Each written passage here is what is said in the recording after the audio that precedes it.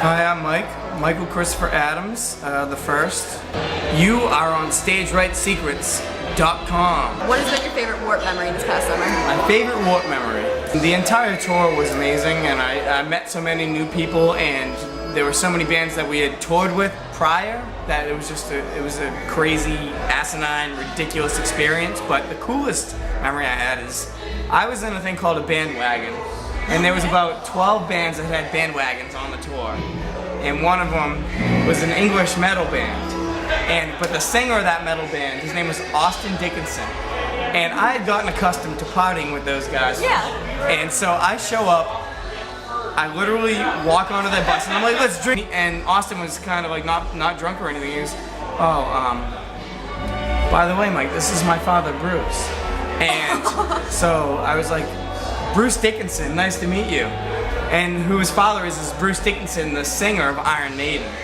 Who I have been listening to Iron Maiden since I was like friggin' 3 years old, because my dad listened to rock music, and I'm like, so I was like, I know who the hell you are, and I was like, you know? So meeting like a rock god like Bruce Dickinson in Toronto was the coolest experience. Very nice. And can we expect any new music or touring in the new year? Yes. Our last tour for a little bit, as a full band, we're doing because there was an acoustic basement on Warped Tour, but we're doing an acoustic basement tour, and it's Jeff from Thursday, Vinny from I'm the Avalanche from the Movie Life, and Brian Marquis and Austin Koji.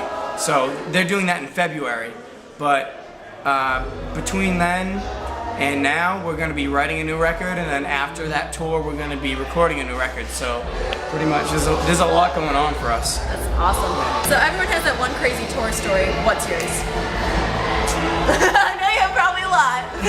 I've been on tour for a long time. Yeah. There's some crazy stories, but things like from seeing like 1,500-year-old temples in Japan to like eating raw bacon fat at a hole-in-the-wall place in Russia to like jumping off cliffs down south. Like there's a ton of stuff we've done.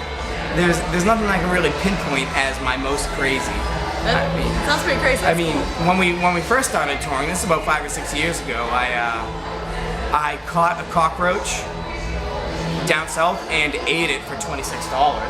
That was disgusting. That cockroach was like this big too. It was like a full meal. So that's a pretty crazy story. I don't like to tell that one too much. I don't think I've ever told that one in an interview, so you guys heard it first. But yeah, it's not one to brag about, but it's there. That's very nice. So you played in a lot of places. Where would you like to play in the future?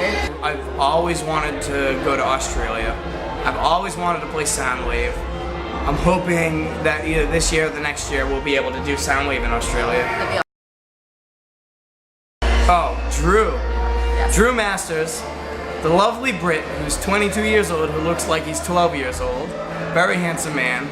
Kind of looks like the Heat Miser from, Rudolph's Shiny New Year. But he is a heart of gold, and he is the best tour manager ever. We've been to England and Europe about 5 times or 6 times now, and he's been our tour manager every time. And his band Light You Up is hands down my best record of 2012. It's called Broken Jaw, and he's the best. And I wish he was here right now because he'd be doing the interview with me, pretending he was part of the band.